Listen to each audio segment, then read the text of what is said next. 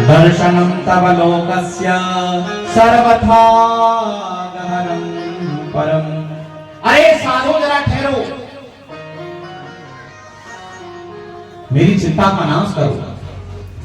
अरे आप जैसे संतों का दर्शन सब प्रकार के पापों का नाश कर देता है।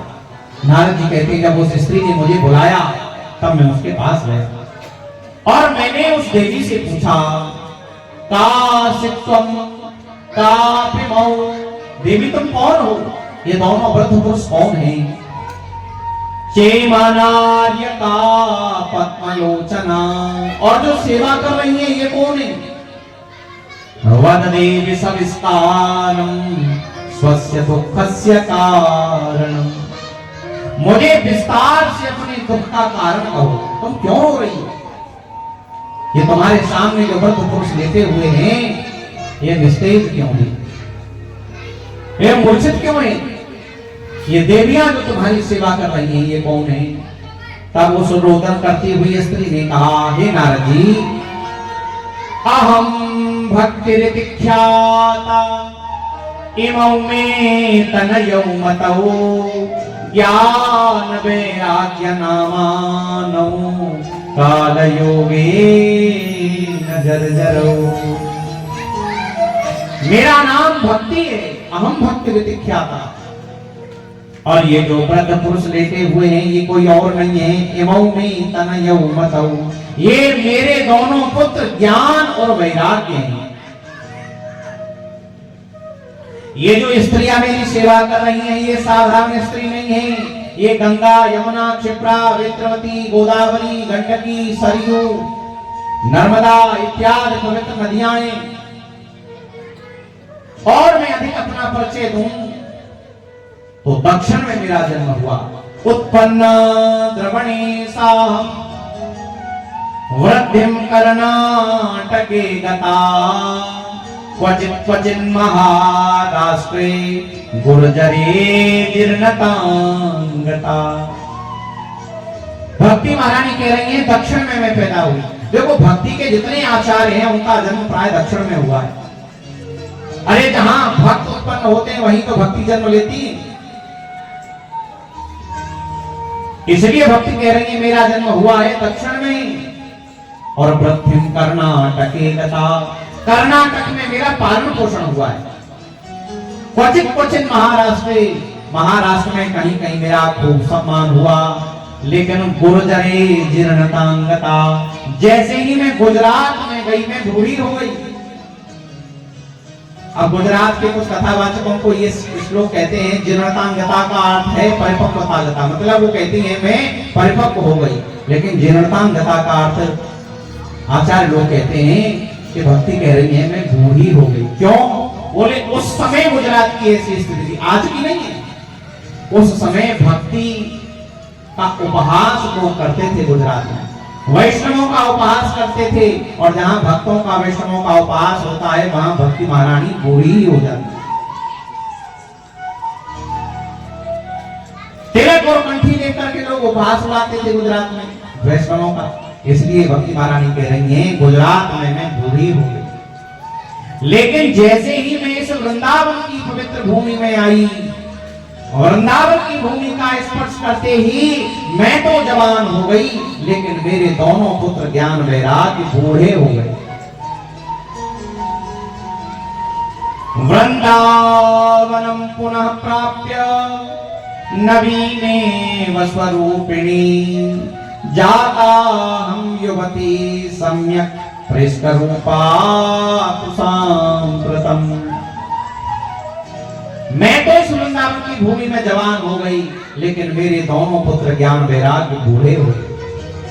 हे नारद जी, यदि मेरे क्लेश का आपने परिशमन नहीं किया तो मैं ये देश छोड़ करके विदेश चली जाऊंगी। मैं दुखी हूं। अरे किसी माँ के सामने उसके पुत्र बूढ़े हो जाएं और माँ जवान हो जाए तो उस माँ के लिए कष्ट का विषय है। तब नारद जी ने भक्ति महारानी को समझाया, भक्ति तुम चिंता मत करो, दारुण कलिकाल आ गया है। और इस भीषण कलिकाल में सदाचार, योग मार्ग तप सब लुप्त हो गए हैं। लोग दुष्कर्म में प्रवृत्त हो गए हैं, सज्जन लोग दुखी हैं। तुम्हारी और तुम्हारे पुत्रों की घोर उपेक्षा हो रही है। वो तो ये वृंदावन की भूमि है जहां तुम नृत्य कर रही हो, लेकिन इस वृंदावन की प्रेम भूमि में ज्ञान और वैराग्य का कोई खरीदार नहीं है।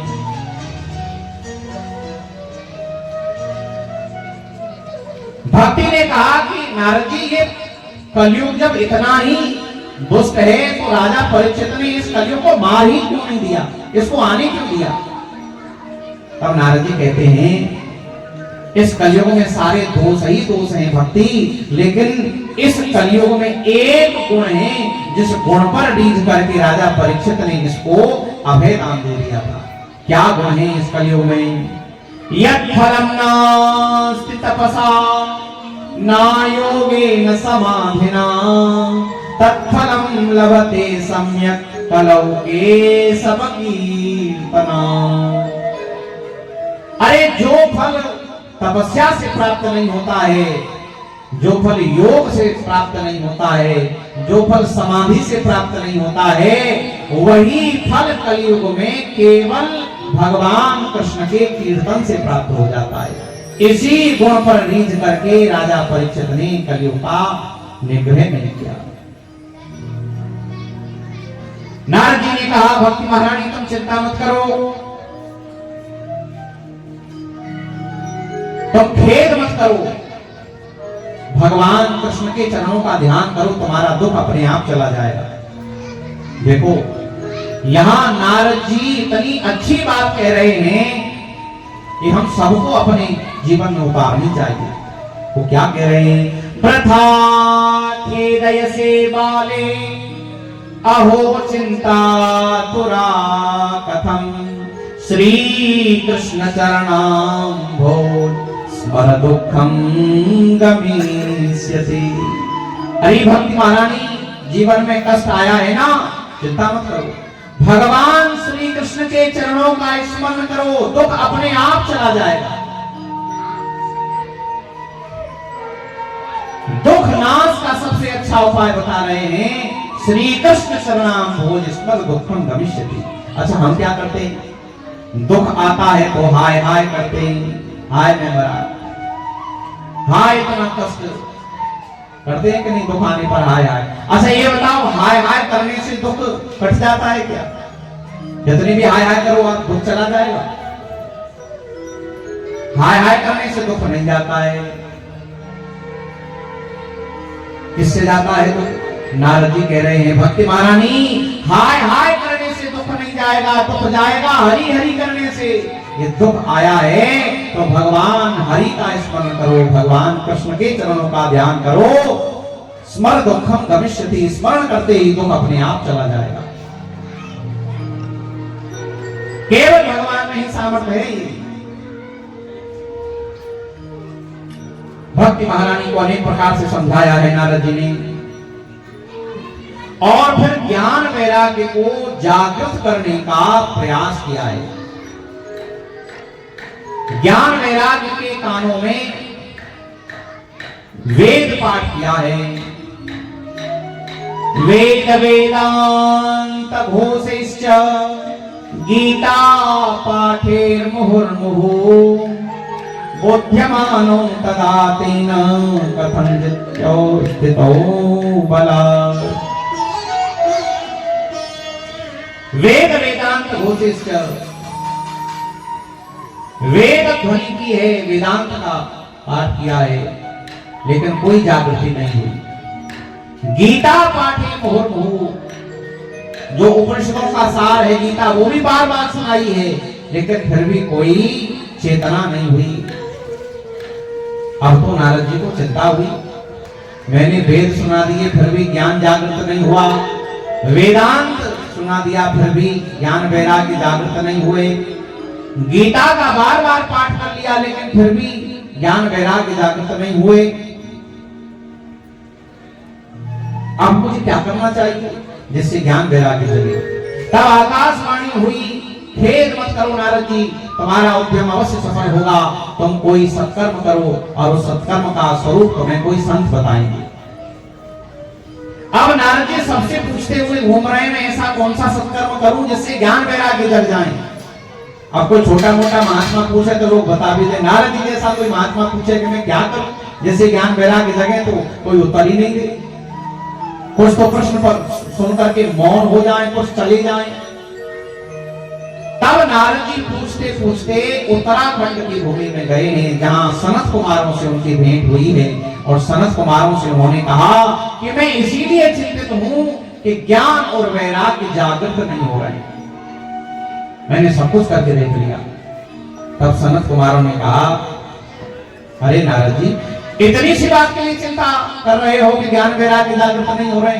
अरे ज्ञान वैराग्य को जागृत करने का एक ही उपाय है कि उन्हें श्रीमद् भागवत का सप्ताह श्रवण करा दो। नारद जी कहते हैं, अरे मैंने तो सुना है कि ये श्रीमद् भागवत वेद रूपी कल्प वृक्ष का पका हुआ फल है। मैंने तो चारों वेद सुना दिए, जब वेद सुनाने से कुछ नहीं हुआ है तो भागवत सुनाने से क्या हो जाएगा? अरे वेदों से ही तो श्रीमद् भागवत निकली है, मैंने तो चारों वेद सुना दिए, लेकिन वेद सुनाने से जब जागृति नहीं हुई है तो भागवत सुनाने से कैसे जागृति होगी? तो सनत कुमारों ने कहा, नारद जी आप तो बालकों जैसी बात कर रहे हैं। अरे सब कोई जानता है दूध से घी बनता है, ये सब जानते हैं कि नहीं? और जब हवन होता है तो आहुति घी की दी जाती है कि दूध की? घी की दी जाती है। अब कोई कहे कि घी से ही तो, दूध से ही तो घी निकला है, तो हवन में दूध डाल दो, अग्निदेव प्रकट हो जाएंगे उससे। यद्यपि दूध से ही घी निकलता है, लेकिन जो कार्य घी कर सकता है वो दूध नहीं कर सकता। सब जानते हैं आम के वृक्ष से ही आम का फल उत्पन्न होता है, लेकिन जो मिठास आम के फल में होती है वो आम के पत्तों में नहीं होती है। सब जानते हैं गन्ने से ही चीनी बनती है, लेकिन खीर बनाते समय कोई गन्ना नहीं डालता। डालता है कोई खीर में गन्ना? ठीक उसी प्रकार श्रीमद् भागवत वेदों का ही सार है, लेकिन जो कार्य श्रीमद् भागवत कर सकती हैं वो वेद भी नहीं कर सकते। इसलिए आप श्रीमद् भागवत की सप्ताह कथा उन्हें सुनाइए। निश्चित हो गया, हरिद्वार के पास आनंदवन क्षेत्र में श्रीमद् भागवत कथा का आयोजन हुआ। स्वयं नारद जी यजमान बने हैं और चारों कुमार उस कथा के वक्ता बने हैं। गंगा जी के किनारे पर बालू से व्यासपीठ का निर्माण किया है। चारों भाई सनक सनंदन सनातन सनत कुमार व्यासपीठ पर बैठे हैं। नारद जी यजमान के रूप में, श्रोता के रूप में विराजमान हैं। और जैसे ही लोगों को पता चला कि हरिद्वार के पास श्रीमद् भागवत की कथा होने जा रही है, दौड़ दौड़ करके उस समय के श्रेष्ठ श्रेष्ठ ऋषि हरिद्वार में आने लगे। कौन कौन आए हैं? भृगुर वसिष्ठश्च वनश्च गौतमो मेधातिथिर्देवल देवरातो रामस्तथा गाधिसुतश्च साकलो नकण्डपुत्रात्रिज पिप्पलादा योगेश्वरो व्यास पराशरौ च छाया सुतौजा जलजन्मुख्या सरविप्यमी मुनिगणा सह पुत्र शिष्या स्वस्त्रीभिरायुरति प्रणयेन युक्ता। कौन कौन आया उस कथा में? भृगु जी आए, वशिष्ठ मुनि आए, शवन ऋषि आए, गौतम ऋषि आए, मेधातिथि आए, देवल ऋषि आए, देवरात ऋषि आए, परशुराम जी आए, विश्वामित्र जी आए, शाकल ऋषि आए, मार्कंडेय मुनि आए, दत्तात्रेय आए, पिपलाद आए, योगेश्वर आए, व्यास आए, पराशर आए, छायासुत आए, जाजरी ऋषि आए, जन्नू ऋषि आए, और अकेले नहीं आए, सहपुत्र शिष्या। जो गृहस्थ थे वो पुत्रों को लेकर के आए और जो विरक्त थे वो शिष्यों को लेकर के आए। अकेले कथा सुनो अच्छी बात है, लेकिन परिवार के साथ कथा सुनो ये सर्वोत्तम बात है। अपने अपने परिवार के सहित आए, शिष्य परिकर के साथ आए। और कौन कौन आया? वेदांतानि च वेदाश्च मंत्रास्तंत्रासमूर्तय 10 सप्त पुराणानि सत्शास्त्राणि तथा ययो। वेद आए, चारों वेदांत आए, उपनिषद आए, मंत्र आए, तंत्र आए, 17 पुराण आए, 6 शास्त्र आए। गंगा पवित्र नदियां आई, पुष्कर इत्यादि पवित्र सरोवर आए, कुरुक्षेत्र इत्यादि पवित्र क्षेत्र आए, समस्त दिशाएं आई, गंडक इत्यादि पवित्र वन आए, हिमालय इत्यादि पवित्र पर्वत आए, देव आए, गंधर्व आए, दानव भी आए। और जो नहीं आ रहे थे ना, उन्हें प्रभु जी जबरदस्ती लेके आए। अच्छा, एक और बात बताऊं, ऐसा नहीं है कि उसी कथा में आए, आज नहीं आते। आज भी कहीं श्रीमद् भागवत की कथा होती है, ये सब दिव्य विभूतियां उस कथा पांडाल में उपस्थित हो जाती हैं। और जो दत्तचित्त होकर के 7 दिन श्रीमद् भागवत की कथा सुन लेना, उनको इनकी अनुभूतियां भी हो जाती हैं। आज भी आते हैं, लेकिन आते हैं कथा सुनने के लिए, नौटंकी देखने के लिए नहीं। आजकल जो कथाओं के नाम पर नौटंकी हो रही है ना, ये देखते हैं तो दुखी होकर के चले जाते हैं। सोचते हैं पोस्टर में तो लिखा है श्रीमद् भागवत है, और यहाँ ये सब आजकल जो कथाओं का स्वरूप बिगड़ गया है, उनमें ये महापुरुष आते हैं कथा का सुन करके, लेकिन जब देखते हैं तो फिर दुखी होकर के जाते हैं। कथा के नाम पर कथा ही हो तब तो ये विभूतियां आती हैं।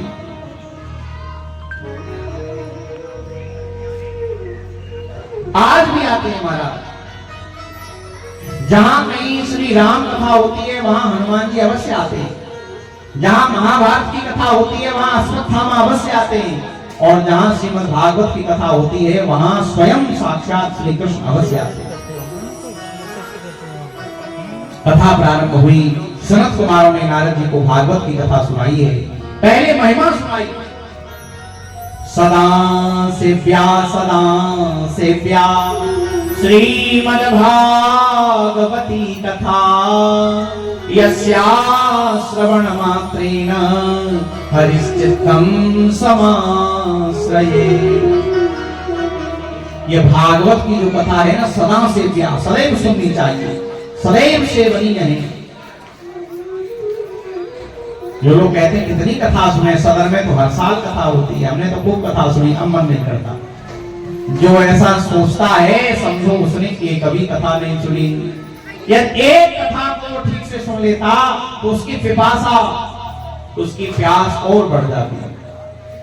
कथा ऐसी है जो प्यास बढ़ाती है। सदा से प्यास, सदैव श्रवणीय है ये कथा। यस्या श्रवण मात्र, इसके सुनने मात्र से हरिश्चित्तम समाश्रयेत, भगवान श्री हरि उसके चित्त में आकर के समाहित हो जाते हैं। इस कथा की बराबरी न गया न गंगा, पुष्करम न प्रयागकम, सुखशास्त्र कथायश्च फलेन समताम नहीं। कह रहे वेद व्यास जी, इस कथा की बराबरी न गंगा कर सकती है, न गया, न पुष्कर, न प्रयाग, इसके फल की समता कोई नहीं कर सकता। और क्या कह रहे हैं, इस श्रीमद् भागवत का कोई एक श्लोक पढ़े प्रतिदिन, एक भी नहीं पढ़ सके तो आधा श्लोक, आधा भी नहीं पढ़ सके तो आधे से भी आधा श्लोक का एक चरण पढ़ ले, निश्चित ही उसकी उत्तम गति होती है। क्या कह रहे हैं, श्लोकार्धम श्लोकपादं वा नित्यं भागवतोद्भवं पठस्व सुमुखेनैव यदीच्छसि परां गतिं। कोई भागवत का आधा श्लोक अपने मुख से पढ़े, आधे से भी आधा पढ़े, तो उसकी उत्तम गति, परागति होती है। उसको राजश्री और अश्वमेध यज्ञ का फल प्राप्त होता है, जो भागवत का आधा श्लोक भी अपने मुख से प्रतिदिन पढ़ता है, आधे से भी आधा पढ़ता है। अच्छा, आप लोग सोच रहे हैं कि हम भी पढ़ें तो कितना अच्छा रहे, सोच रहे हैं कि नहीं? लेकिन समस्या है कि हमको संस्कृत नहीं आती है, तो श्लोक कैसे पढ़ेंगे? अच्छा, आप कहें तो हम आपको ऐसी युक्ति बता दें कि आप प्रतिदिन पढ़ेंगे और भूलेंगे भी नहीं। बता दें, देखो एक श्लोक है, बड़ा सरल श्लोक है भागवत जी का। कुंती जी ने अपनी स्तुति में बोला है, कृष्णाय वासुदेवाय देवकी नंदनाय च नंद गोप कुमाराय गोविंदाय नमो नमः। ये श्लोक है। तो ये तो हमें पता है, याद नहीं हुआ आपको? हुआ किसी को याद? नहीं हुआ ना? कृष्णाय वासुदेवाय देवकी नंदनाय च नंद गोप कुमाराय गोविंदाय नमो नमः। हमें पता है, अभी भी नहीं हुआ। अच्छा, इसको आधा कर दो, इसमें लिखा है ना श्लोक आधा ही पढ़ लो। नंद गोप कुमाराय गोविंदाय नमो नमः। अब किस किस को हो गया? झूठ मत बोलना, बुलवाएंगे फिर हम। नहीं हुआ ना? हुआ कि नहीं हुआ? बताओ। नहीं हुआ, हमें पता है, हमें पता है नहीं हुआ। अच्छा, अब निश्चित हो जाएगा, बिल्कुल हो जाएगा। इसमें लिखा है श्लोकार्धम, आधा श्लोक। अच्छा, आधा श्लोक भी नहीं पढ़ सको तो श्लोक पादम, माने आधे का आधा पढ़ लो। तो आधे का आधा क्या है? गोविंदाय नमो नमः। ये तो हो गया कि नहीं? ये सब तो हो गया। कितना? गोविंदाय नमो नमः। अच्छा, ऐसा कोई है अभी यहां जिसको ये नहीं याद हुआ हो? है? ये तो सबको हो गया ना? बोलो एक बार, गोविंदाय नमो नमः, गोविंदाय नमो नमः। केवल इतना ही तुम प्रतिदिन पढ़ लोगे ना, तो भागवत का महात्मा कहता है, श्लोकार्थम श्लोक पादम वा नित्यम भागवतोद्भवम पठस्व सुमुखे नैव यदीच्छसि परां गति नित्यम पुण्यमवाप्नोति राजसूयास्तु मेधयो। इतना ही यदि आप पढ़ लोगे तो उत्तम गति निश्चित है आपकी, और नित्य प्रति आपको राजसूय और अश्वमेध यज्ञ का फल प्राप्त होगा। और ये श्लोक तो भूलोगे नहीं ना? कौन सा बताओ? गोविंदाय नमो नमः। कितनी अच्छी बात है, देखो इतना करते रहो और ठाकुर जी की कृपा मिलती रहे। सनत कुमार कहते हैं, जो कोई भागवत अपने मुख से इतना भी पढ़ता है प्रतिदिन, उसको निश्चित ही परागति की प्राप्ति होती है। और फिर सनत कुमारों ने ऐसे व्यक्तियों को गाली दी है जो भागवत नहीं सुनते हैं। सहज में संत किसी को गाली नहीं देते हैं, लेकिन यहाँ सनत कुमारों ने ऐसे व्यक्तियों को गाली दी है। क्या कहते हैं सनत कुमार? आजन्म मात्रमपि येन सठेन किंचित् चित्तं विधाय सुख शास्त्र कथान पीता चांडाल बच्च खरवत बतते नीतम मिथ्या स्वजन्म जननी जनि दुख भाजा। क्या कह रहे हैं? आजन्म मात्रमपि येन सठेन किंचित् चित्तम विधाय सुख शास्त्र कथान पीता। जिसने चित्त लगा करके जीवन में एक भी बार श्रीमद् भागवत का श्रवण नहीं किया, उनका जन्म तो व्यर्थ ही चला गया। वे चांडाल हैं, गधे हैं, जिन्होंने चित्त लगा करके जीवन में एक भी बार श्रीमद् भागवत का श्रवण नहीं किया।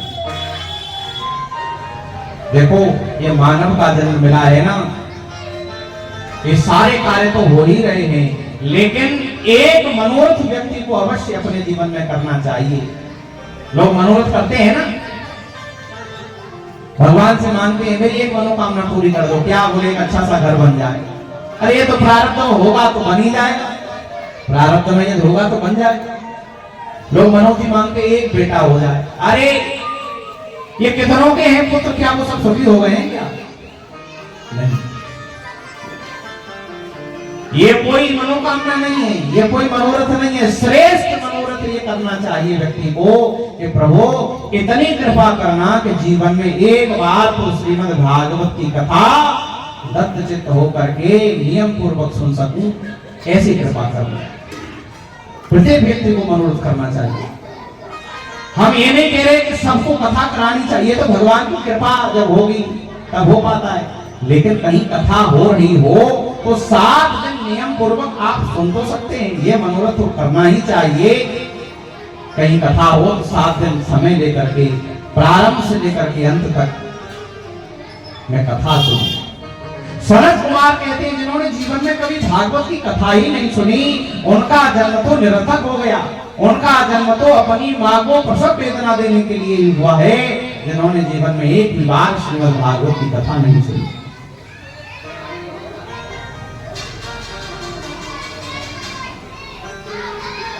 सनत कुमार भागवत की महिमा सुना रहे थे। भागवत की महिमा सुनाते सुनाते एक दृश्य वहां उपस्थित हुआ। सबके देखते देखते भक्ति महारानी उस कथा पांडाल में अपने दोनों पुत्र ज्ञान वैराग्य को लेकर के प्रकट हो गईं और नृत्य करने लगी। बोलिए भक्ति महारानी की जय हो, श्री वृंदावन बिहारी लाल की जय हो। भक्ति महारानी दोनों पुत्र ज्ञान वैराग्य को लेकर के उस पांडाल में नृत्य करने लगी। सब आश्चर्य में पड़ गए, अरे अभी तक तो ये थी नहीं, ये कहां से आ गई? तब सनत कुमारों ने कहा ये भागवत के अर्थ से प्रकट हुई है। भक्ति महारानी सनत कुमारों से कहने लगी मैं कहां बैठूं, यहाँ स्थान नहीं है। तो सनत कुमारों ने कहा हे भक्ति महारानी, जितने श्रोता यहाँ श्रीमद् भागवत की कथा सुन रहे हैं उन सबके हृदय में जाकर के आप बैठ जाओ। भक्ति महारानी उन समस्त श्रोताओं के हृदय में अपने पुत्र ज्ञान वैराग्य को लेकर के बैठ गए। उसी समय भगवान भी वहां प्रकट हो गए, क्योंकि भक्ति जब आती है तो भगवान को प्रकट होना ही पड़ता है।